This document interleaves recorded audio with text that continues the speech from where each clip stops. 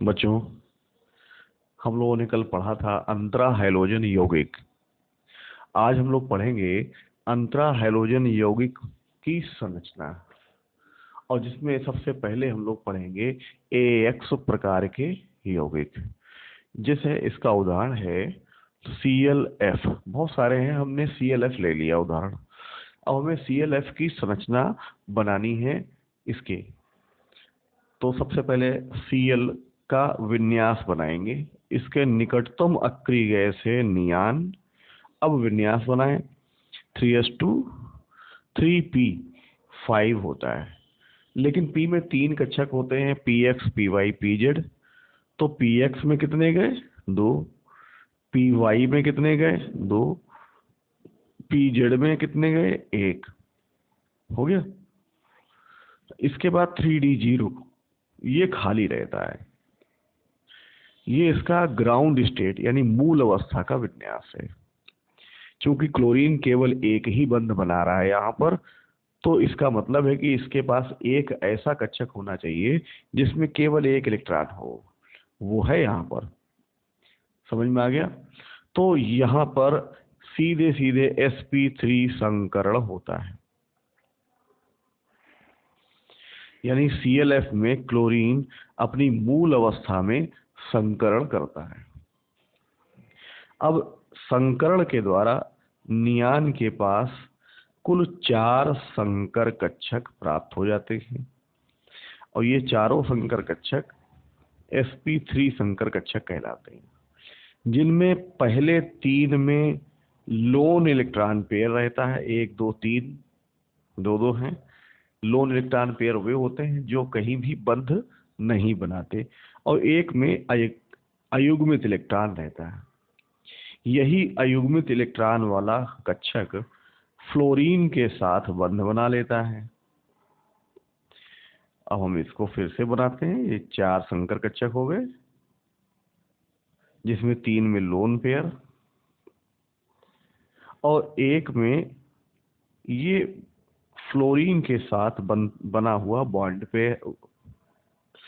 यहाँ पर 3D0 लिख लेते हैं, खाली रहता, कोई मतलब नहीं रहता।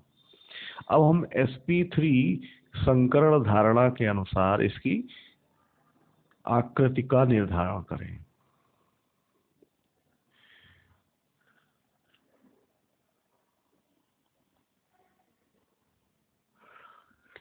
ये सारे कक्षक sp3 हैं। 4 sp3 कक्षक हो गए ये, जिसमें 3 में लोन पेयर है। ये लोन पेयर है, ये लोन पेयर है, लेकिन एक में फ्लोरीन के साथ बंध बना लिया है। ये फ्लोरीन के साथ बंध बन गया। अब यहाँ पर जो बंध बना रहा है उससे इसकी संरचना देखेंगे। ठीक, ये हमने जो मोटी लाइन बनाई है ये बॉन्ड लाइन है, बंध बन रहा है। बाकी तो स्ट्रक्चर उसका दिखता है ऐसे, हम बना लेते हैं sp3 धारणा के अनुसार चतुष्फलकी बनना चाहिए, लेकिन वास्तव में 3 लोन इलेक्ट्रॉन पेयर रहने के कारण इसकी संरचना केवल रेखीय रहती है।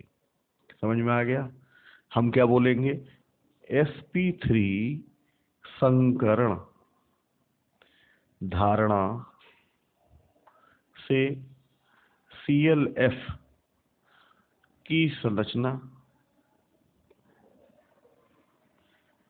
चतुष्फलकी होनी चाहिए,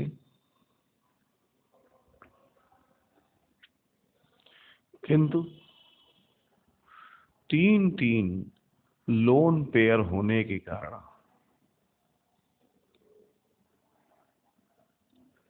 इसकी ज्यामिति विकृत होकर रेखीय यानी एक्सियल हो जाती है। याद रहेगा आप लोगों को? विकृत हो जाती है।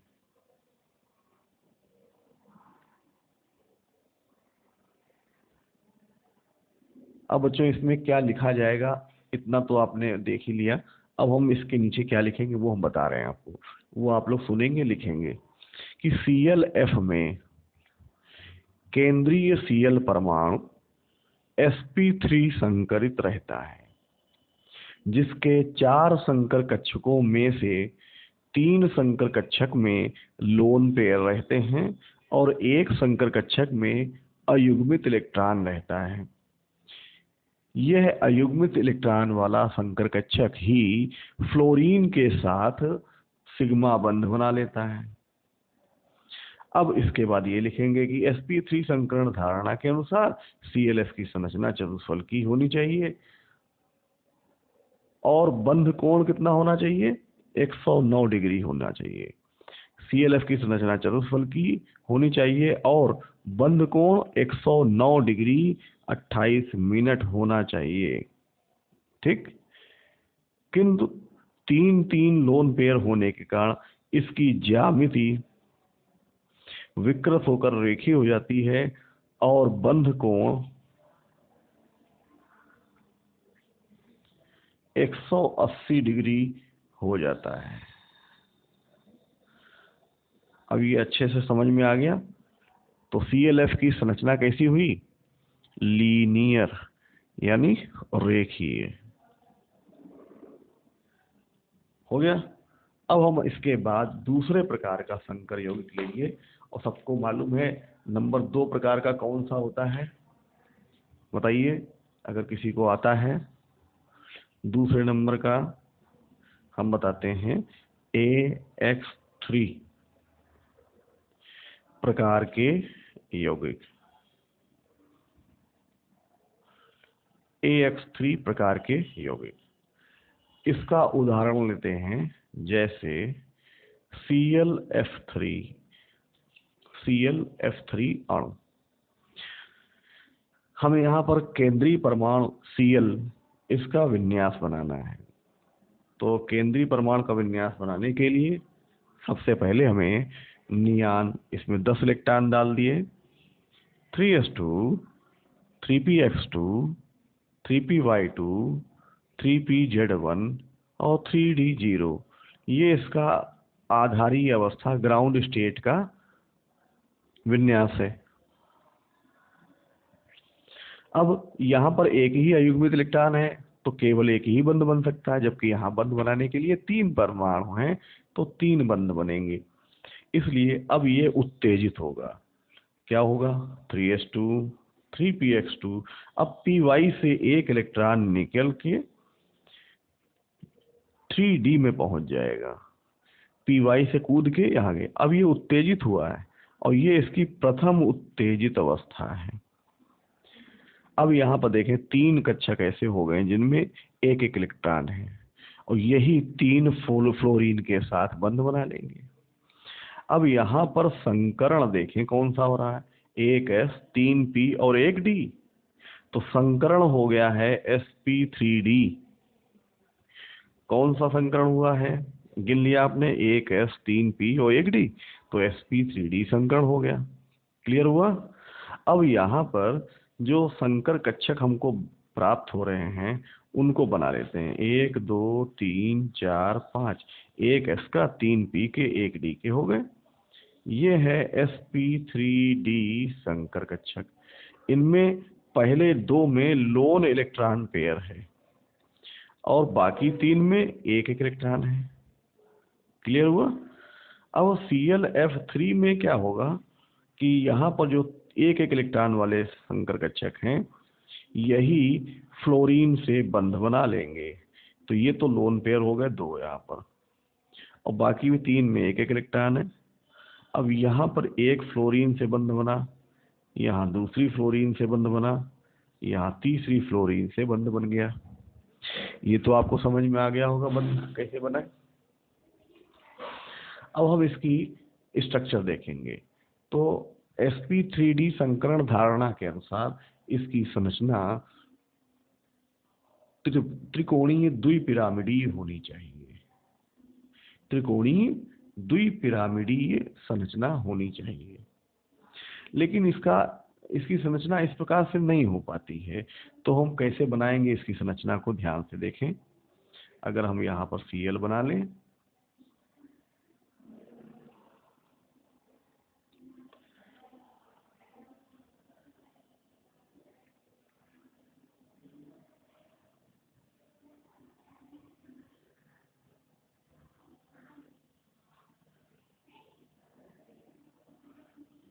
तो ये पहले हम त्रिकोण बना लेते हैं इस प्रकार से।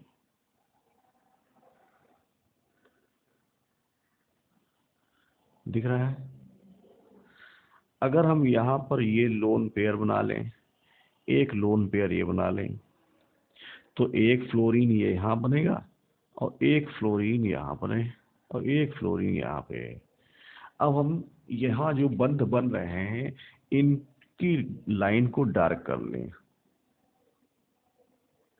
मोटी लाइन बना के हम दिखाना चाह रहे हैं कि ये बंध है और जो बंध बनता है हमें उसी से संरचना निर्धारित करनी होती।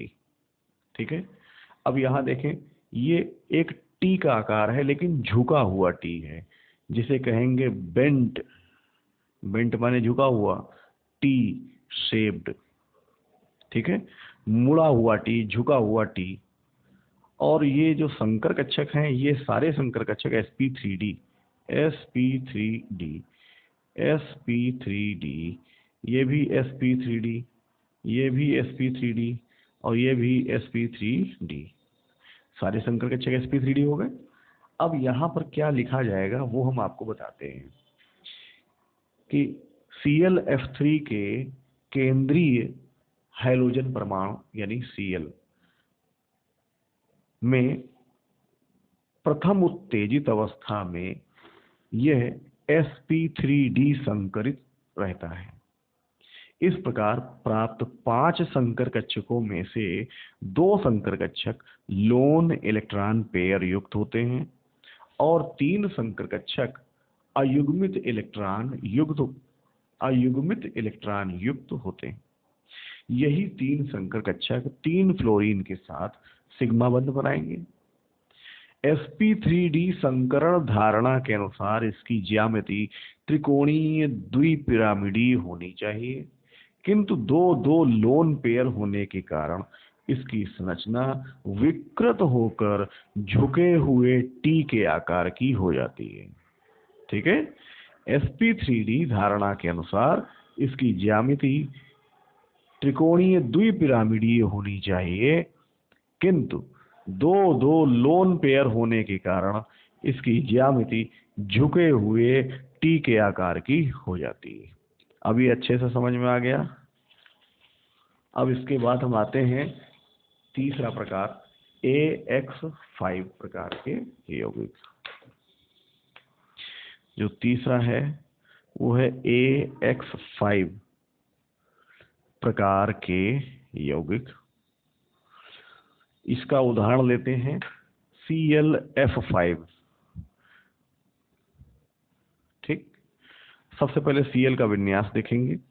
नियान 10, 3s2, 3px2, 3py2, 3pz1, ये इसका ग्राउंड स्टेट है। यहाँ पर एक ही अयुग्मित इलेक्ट्रॉन है तो एक ही बंध बन सकता है, जबकि बंध कितने बनेंगे? 5। तब ये 2 बार उत्तेजित होगा। तो हम द्वितीय उत्तेजित अवस्था लाने के लिए पहले फर्स्ट लाएंगे, एक्साइटिंग स्टेट। तब यहाँ py से एक इलेक्ट्रॉन निकल के इसमें जाएगा, यानी 3s2, 3px2, 3py1, 3pz1, 3d1। अब द्वितीय उत्तेजित अवस्था लाएंगे। जब द्वितीय उत्तेजित अवस्था आएगी तो px से एक इलेक्ट्रॉन निकल कर d में जाएगा।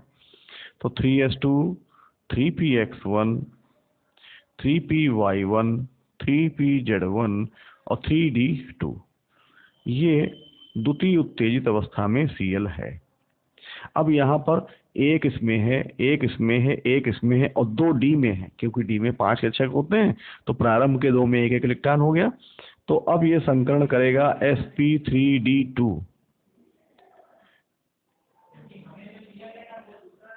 sp3d2 संकरण। अब यहाँ पर 5 संकर कक्षक कुल मिला के 6 संकर कक्षक प्राप्त हो रहे हैं, 1 2 3 4 2 6, जिसमें एक में लोन पेयर है और 5 में अयुग्मित इलेक्ट्रॉन है। यही अयुग्मित इलेक्ट्रॉन वाले संकर कक्षक 5 फ्लोरीन से बंध बनाएंगे, 1 2 3 4 5 6, ये लोन पेयर है और इन सब में एक एक इलेक्ट्रॉन है। तो ClF5 की संरचना अगर हम देखें तो क्या बनेगा, 1 2 3 4 5 6, ये 1 2 3 4 5, इसमें एक फ्लोरीन बना, एक फ्लोरीन, एक फ्लोरीन, एक फ्लोरीन, एक फ्लोरीन, ये हो गया। बाकी डी में कितने कक्षक बचे हैं, 1 2 3 4, ये है 3D, ठीक है, 1 2 3 4, ये है 3D। हमें तो यही देखना है। अब हम यहाँ इसकी संरचना देखेंगे कि sp3d2 संकरण धारणा के अनुसार इसकी ज्यामिति वर्गाकार पिरामिडीय होनी चाहिए। कैसी होनी चाहिए, वर्गाकार पिरामिडीय। तो सबसे पहले हम एक वर्ग बना लेते हैं और ये इस प्रकार से वर्गाकार द्विपिरामिडीय संरचना होनी चाहिए sp3d2 धारणा के अनुसार। तो यहाँ पर एक फ्लोरीन, दूसरा, तीसरा, और 4 हो गए, और एक फ्लोरीन हमने यहाँ लगा दिया और एक यहाँ पर लोन पेयर बन गया।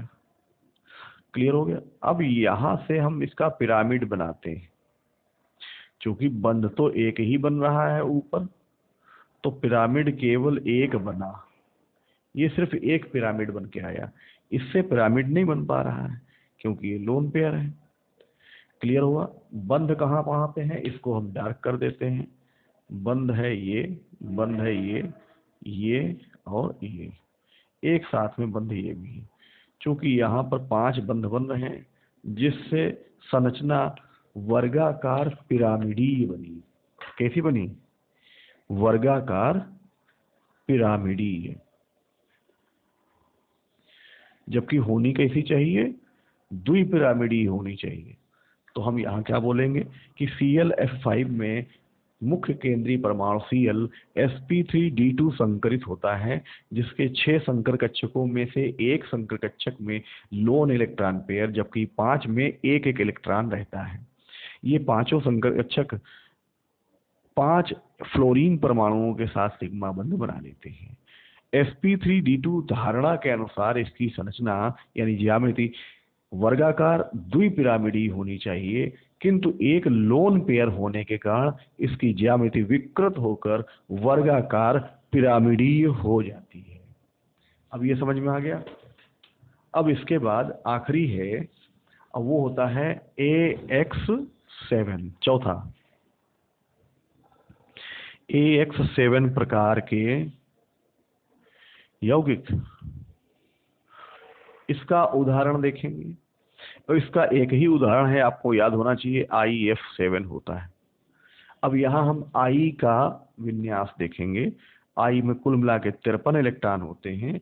इसके निकटतम अक्रिय गैस क्रिप्टॉन होती है और विन्यास बनाएंगे तो 4D10, 5s2, 5px2, 5py2, 5pz1 और 5d0, ये इसका ग्राउंड स्टेट है। यहाँ 7 फ्लोरीन के लिए 7 अयुग्मित इलेक्ट्रॉन चाहिए हमको। तब ये पहली बार उत्तेजित होगा तो यहाँ से इलेक्ट्रॉन निकल के डी में जाएगा। जब दूसरी बार उत्तेजित होगा तो px से इलेक्ट्रॉन निकल के डी में जाएगा। अब ये तीसरी बार उत्तेजित होगा तो s से इलेक्ट्रॉन निकल के डी में जाएगा। तो हम डायरेक्ट यहाँ पर थर्ड एक्साइटिंग स्टेट बना के देखें तो 4d10, 5s1, 5px1, 5py1, 5pz1 और 5d3। ठीक है। अब यहाँ पर आयोडीन में 7 अयुग्मित इलेक्ट्रॉन हो गए, 1 2 3 4 और 3 इसमें 7 हो गए। तो ये 7 फ्लोरीन से बंध बनाएगा और इस प्रकार से इसकी संरचना संकरण कौन सा होगा, sp3d3, sp3d3 संकरण होगा। क्योंकि अब इस प्रकार जो 7 संकर कक्षक मिल रहे हैं, इसमें कहीं भी लोन पेयर नहीं है। ध्यान रखिएगा, 1 2 3 4 5 6 7, इन सब में एक एक इलेक्ट्रॉन है। ठीक है, तो IF7 कैसे बनेगा इसको देखें आप। इन सब में एक एक इलेक्ट्रॉन है, तो वो एक एक इलेक्ट्रॉन से साझा करेगा फ्लोरीन से, यानी 7 फ्लोरीन यहां पर लग गए। क्लियर हो गया। इस प्रकार से IF7 की संरचना हम यहाँ पर बना लेते हैं। अब ये संरचना, ओरिजिनल संरचना sp3d3 संकरण धारणा के अनुसार पंचकोणीय द्विपिरामिडीय होनी चाहिए। कैसे होनी चाहिए, आइए, ठीक है, तो हम इसकी संरचना बनाते हैं।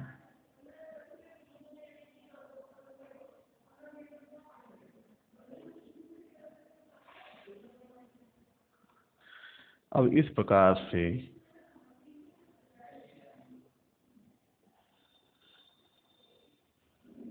ये हमने यहां बनाया, ये सारे बंध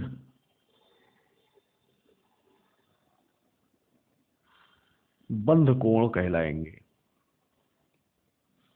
एक ऊपर और एक नीचे लगाएंगे और सारे फ्लोरीन लग गए।